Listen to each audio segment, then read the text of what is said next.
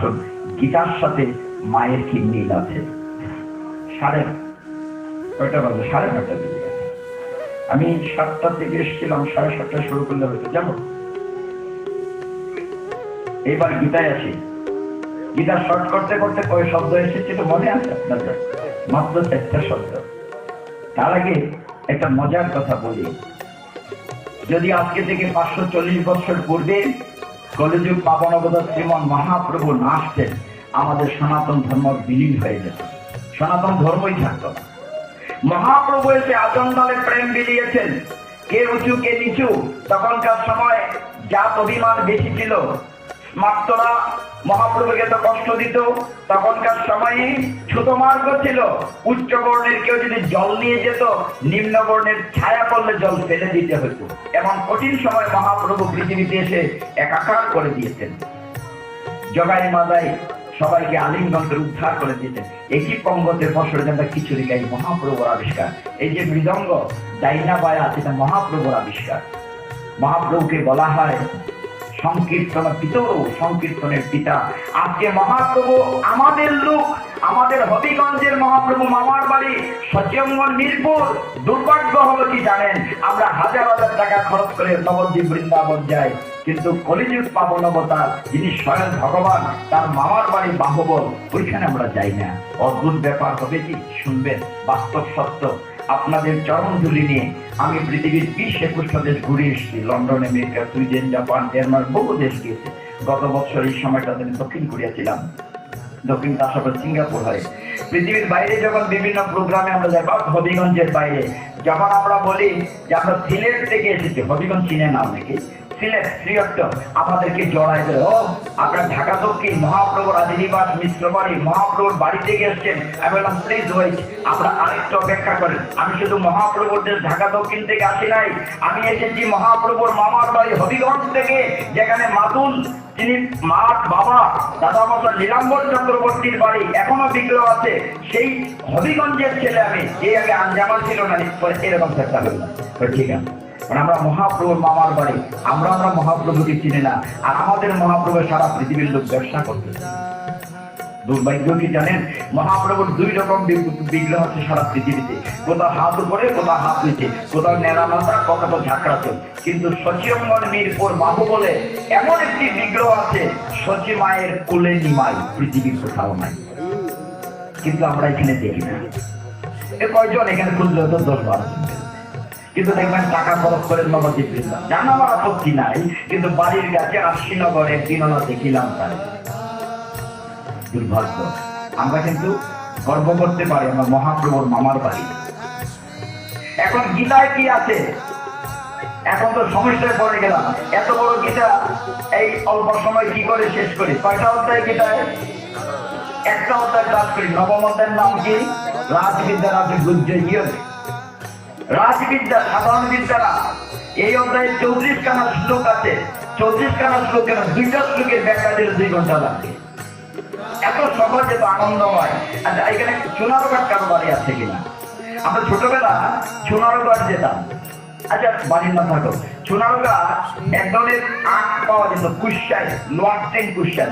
নতুন ফোলাপানের নাম হয়েছে না, মুরব্বীরা হইতে পারবা।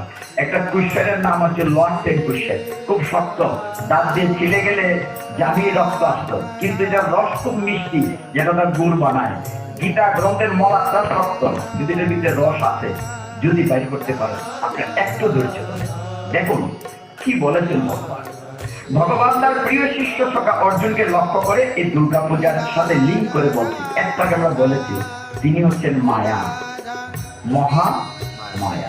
ভগবানের লীলার জন্য 2টা মায়া আছে, একটা যুগ মায়া, একটা মহামায়া। নাম শুনেছি আমরা, একটা যুগ মায়া, একটি মহামায়া। যুগমায়া তিনি অন্তরঙ্গা যে অভিনয় গুলো করেন, ভগবান লীলা করেন, ওই যে বংশের কারাগারে এসেছিলেন, ওই যে নন্দ মহারাজ গিয়েছিলেন যশোদার কাছ থেকে মেয়ে এনে ছেলে যে বদলাবন্দি করছিলেন, এটা যুগমায়া। তিনি ছিলেন অষ্টভুজা, কয় হাত?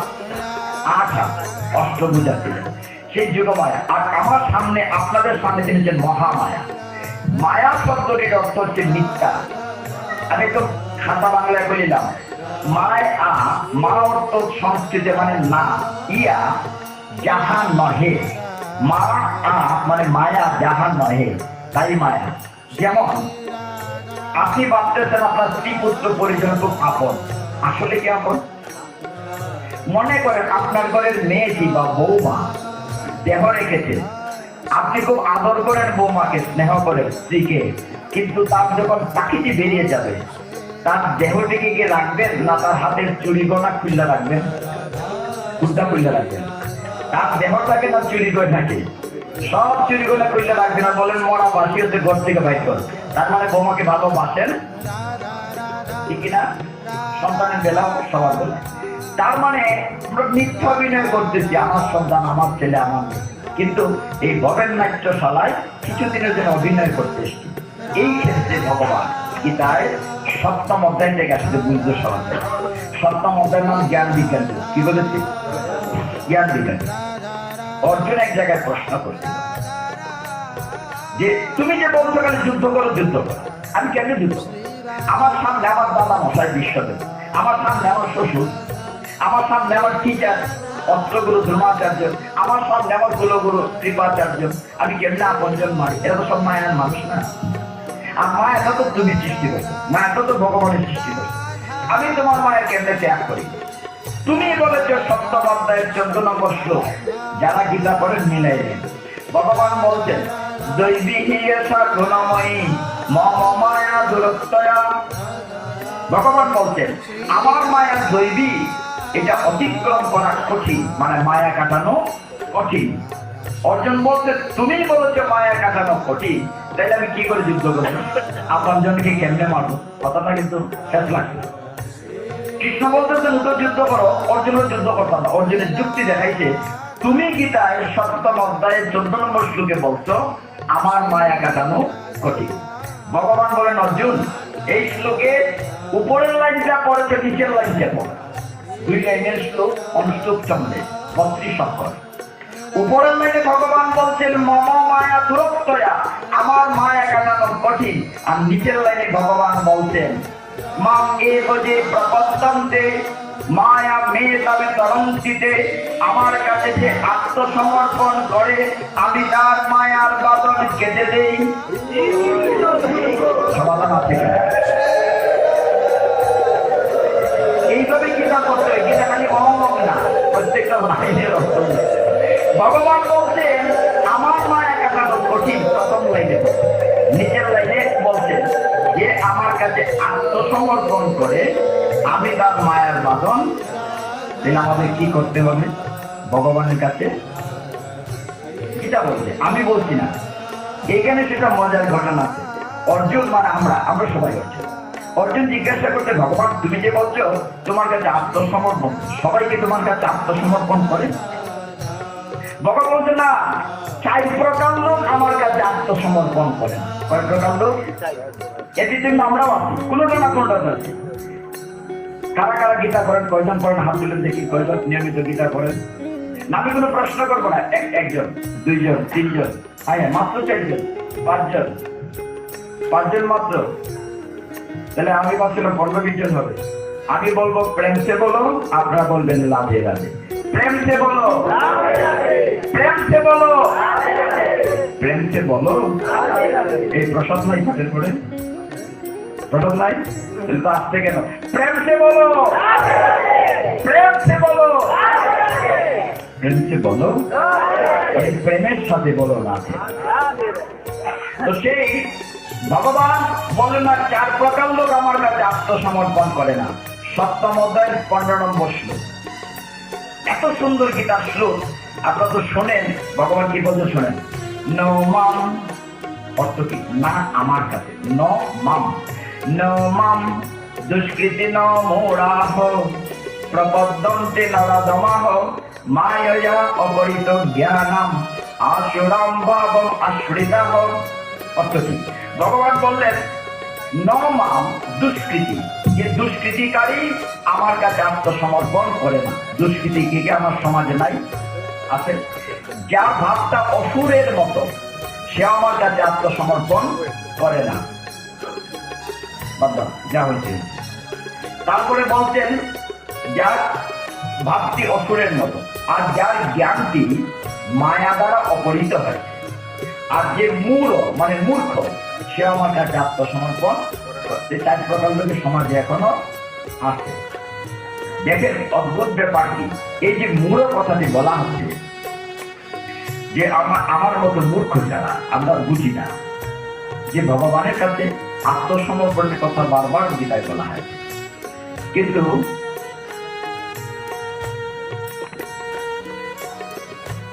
নামাই রেখে দেয়, দরকার নেই, না হয়ে চলে গেছে যেতে চাও তুমি, আমি চলে যাবো 1 সেকেন্ড করে সব।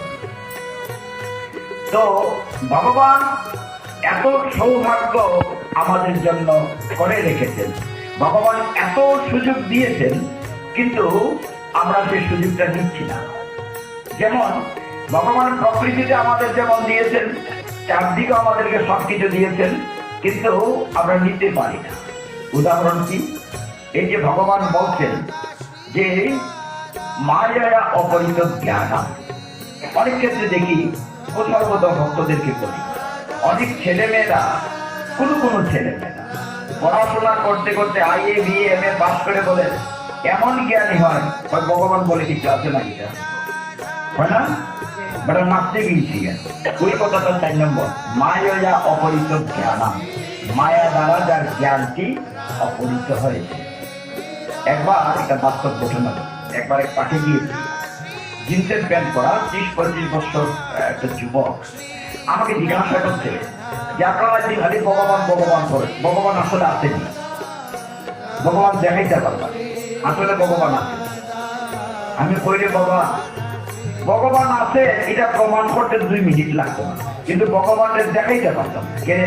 ভগবানের দেখার মতো তোমার চোখের পাওয়ার নাই, ওর জন্যই ভগবানের দেখতেও পারছে না। 10ম অধ্যায় পর্যন্ত, 11 অধ্যায়কে বিশ্বরূপ দেখতে কখন, যখন ভগবান তার কৃপা কইরা দিব্য দৃষ্টি ছিলেন, তার আগে ওর জন্য ভগবানকে চিনতে পারেন। মনে করতে পারেন রথের ড্রাইভার গাড়ি। হ্যাঁ, ভগবান যে আছেন প্রমাণ করা যাবে 2 মিনিটে। ছেলেটি বলো ঠিক আছে, প্রমাণ দেন ভগবান আছেন। আচ্ছা বাবা, তোমার জন্ম তারিখ, আপনার জন্ম তারিখ জানি কিনা সবাই? জন্ম তারিখ কই থাকে? সেটা ভোটার কার্ডে থাকে, জন্ম নিবন্ধনে থাকে, বার্থ সার্টিফিকেট NID-তে থাকে। আমি বললাম ঠিক আছে। আচ্ছা বলো তোমার মৃত্যু তারিখ কবে, এটা কোথায় থাকে? ওই মৃত্যু তারিখ আবার কেউ জানে না কিনা? মানুষ যখন রাগ করে তখন শুদ্ধ কথা হয়। আমি তাকে রাগাই জিজ্ঞাসা করি, তোমাকে আজকে বলতেই হবে বাবা জন্ম তারিখ হয়তো ভোটার কার্ডে থাকে, জন্ম নিবন্ধনে থাকে, এবার তুমি বলো তোমার মৃত্যুর তারিখ কোথায় থাকে? মৃত্যুর তারিখ তো থাকে উপরওয়ালার কাছে। আমাদের উপরওয়ালা বলে একজন আছে, আমি কিন্তু বলি নাই, তুমি প্রমাণ করছো যে উপরওয়ালা একজন আছে।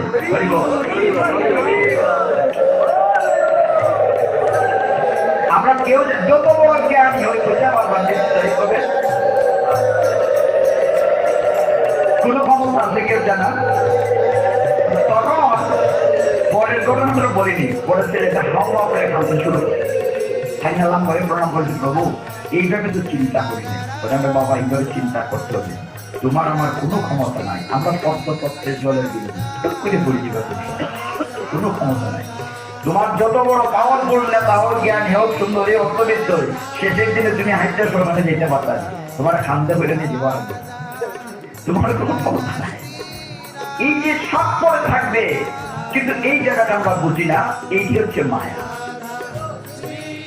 এই যে মোহ, ভগবান বলছেন আমার কাছে যে আত্মসমর্পণ করে আমি তার মায়ার বাঁধন কেটে দিই, কিন্তু আমরা আত্মসমর্পণ করি না, এই জন্য আমাদের মুখ কাটাতে পারি। আচ্ছা, একটা মজার ঘটনা বলি, শেষ করে দেব। মোহ কাটানো যে কঠিন, এই যে রাস্তা দিয়ে আমরা আসছি, এখানে যদি 100 টাকার নোট ফলা যায়, আত্মটা করে থাকবো না, 5 টাকার নোট ফলাই থাকতো না।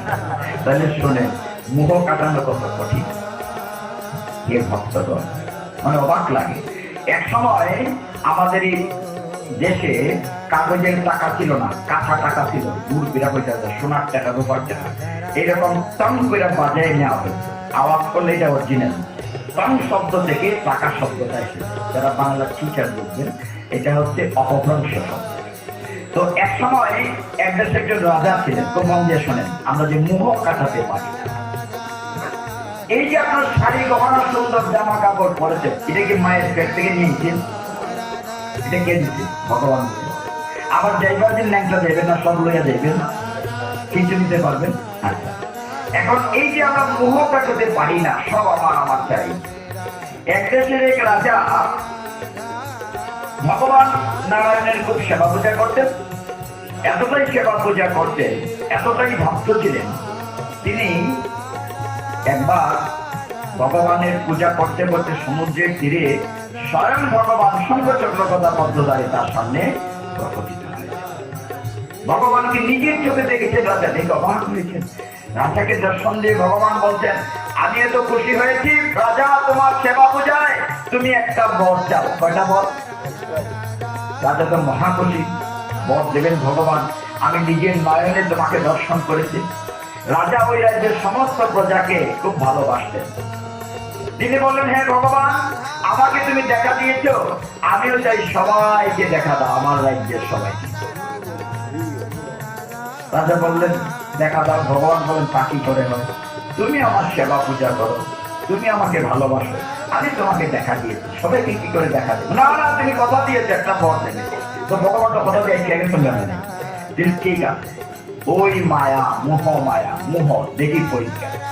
ভগবান বলেন, ঠিক আছে যাও, কথা দিয়েছি, আগামী বৃহস্পতিবার সবাই সমুদ্রের তীরে ভোর বেলা আসবে, ভগবান দেখবে। কি দেখবে? ঢুল পিটাই দেওয়া হলো। আগামী বৃহস্পতিবার ভগবান দেখতে, আপনার খুশি না? ভগবানকে দেখতে চাইলেন, খুশি হবেন না? সবাই ইচ্ছে মতো সুন্দর সুন্দর জামা কাপড়, চিন্তা ছিল বলো, যে জীবনে ছিল নেওয়া সাজছে, মাথা ছিল যত সুন্দর শাড়ি কাপড় পরছে, ওইটা ঢাক ঢোল পিটাইয়া রাজা রানী ভোর বেলা রওনা হয়েছে সমুদ্রের তীরে। কি দেখতে? ভগবান দেখতে। কি দেখতে রওনা হয়েছে? মহানন্দে সবাই ঢাক ঢোল পিটাই মহানন্দে ভগবান দেখতে যাবে। যেতে যেতে তখন ভোর হয় নাই, আলো কিছু কিছু ফুটেছে। হঠাৎ দেখা গেল সাদা কি যেন এরকম ছেকি মেরে পড়ে আছে, চকচক করছে। একটা অনেকগুলো রূপার থাকা জিপ মেরে পড়ে আছে। দেখে প্রজারা দৌড় দিতে, হার আগে গেলায় হবে মাথা যেরকম না গিয়া শাড়িরা হলো ইচ্ছা মতো গিয়ে দেখো। এই রাজা বলে, তোমরা কই যাও? তোমরা ভগবান দেখতে যাবে? রাজা, জীবনে বাচ্চা থাকলে ভগবান বহুবার দেখা যাবে, কিন্তু ফিরার পথে একটা টাকা থাকতো না, ঠিক কিনা? অর্ধেক প্রজা কমে গেছে, বাকিটা শুনে। অর্ধেক প্রজা কমে গেছে, যেতে যেতে হঠাৎ দেখেন সোনালি চকচক করছে, সোনার টাকা, গোল্ড কয়েন পরে আছেন। দেখে বাকি প্রজা কে কারে ঘুষি মাইরা, কিল মাইরা, খান মাথা কেনা ছাড়া দিয়ে যাইত। যেরকম না, শাড়ি রাতল গুছাইয়া দৌড় খারাপে গিয়া সোনার টাকা ইচ্ছা মতো। রাজা চিৎকার করে বলতে, তোমরা আমার সাথে ভগবান দেখতে যাবে? রাজা, তোমার ভগবান তুমি দেখো, ফিরার পথে একটা থাকতো না, যা বাড়ি লই নাই। সব প্রজা চলে গেছে, রাজার মন খারাপ কিনা। ভগবানের কথা দিতে তার প্রজাদের কিনে ভগবান দেখাবে, তাই এদিকে সব গেছে, এত মন খারাপ প্রজা। হঠাৎ থেকে তার বামে তার রানী আছে, যার মতো একজন আছে, ইজ্জতটা রক্ষিল। এখন রানী কিনে যাচ্ছে, তখন সূর্য উঠি করছে সকালবেলা, আকাশে যেন মানে উদ্ভাসিত। সূর্যের আলো যখন শীতের দিনে পড়ে, ঘাসের ডগায় শিশির বিন্দু হীরকের মতো চলে। তো আরেকটু কাছে যখন রানী সরে যাচ্ছেন সমুদ্রের একদম তীরে, হঠাৎ কি যেন ঝিলিক মেরে রানীর চোখ জল ছাড়ছে। রানী চাইয়া দেখে অনেকগুলা হীরা সমুদ্রের তীরে পড়ে আছে। দেখে রানীও দৌড় দিচ্ছে, হীরা বাঁচছে না। রাজা সাড়ে আসলে কান্দতে, এই তুমি কই যাও? তুমি না আমার সাথে ভগবান দেখতে যাবে? আরে রাখো তোমার ভগবান, তোমার ভগবান তুমি দেখো। জীবনে বাচ্চা থাকলে ভগবান বহুতবার দেখা যাবে, কিন্তু হীরা একটা থাকবে না। হ্যাঁ হ্যাঁ, তোমার জীবনে কতবার বলছে একটা হীরার নেকলেস বানাই দাও, দিত না, কত হীরা বইরা রয়েছে, এই সুযোগকে সারণ যায়। রানীও দৌড় মেরে গেছে। রাজা একা গেলেন সমুদ্রের তীরে, গিয়ে সময় মতো ভগবান শঙ্খচক্রগদা পদ্মরূপ ধারণ করে প্রকাশিত হলেন। ভগবান ভগবান প্রকাশিত হলেন। ওম নমো ভগবতে বাসুদেবায়, ওম নমো ভগবতে বাসুদেবায়, ওম নমো ভগবতে বাসুদেবায়। ভগবান প্রকাশিত হলেন। রাজা প্রমাণ করলেন। ভগবান জিজ্ঞাসা করলেন, হে রাজা, তুমি একা কেন? তোমার প্রজারা? রাজা কাঁদছেন, হাওমাও করে বলছেন, প্রভু কেউ আসতে পারেনি, কেউ এই সাধারণ টাকার মুহূর্তে ত্যাগ করতে পারে নাই। কাজে যে বললাম মোহ মায়া মুখে বলা সহজ, ছেড়ে দেওয়া এত সহজ। আপনার পরনের কাপড়টা পুরান না হইলে খাদের পেটিতে দিন না, আর কয়টা দিন চিন্তা লোক